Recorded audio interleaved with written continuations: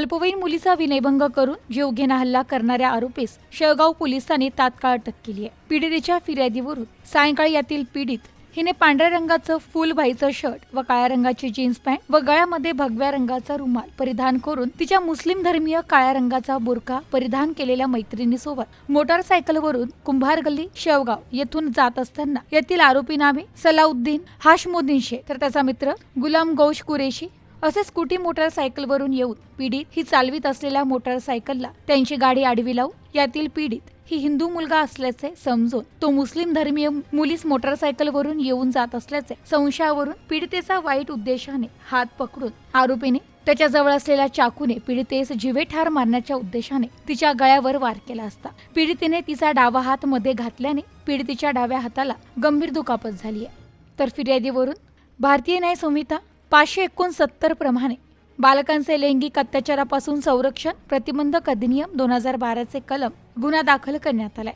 सदर गुन्ह्यातील आरोपीस पोलिसांनी तात्काळ अटक करून पुढील कारवाईसाठी शेवगाव पोलीस स्टेशन येथे घेऊन पुढील कायदेशीर कारवाई करत आहेत। सदरची कारवाई ही पोलीस अधीक्षक सोमनाथ गार्गे, अपर पोलीस अधीक्षक प्रशांत खैरे, उपविभागीय पोलीस अधिकारी सुनील पाटील, उपविभागीय शेळगाव यांच्या मार्गदर्शनाखाली करण्यात आली आहे। Bureau report, news today 24, Ahilyanagar.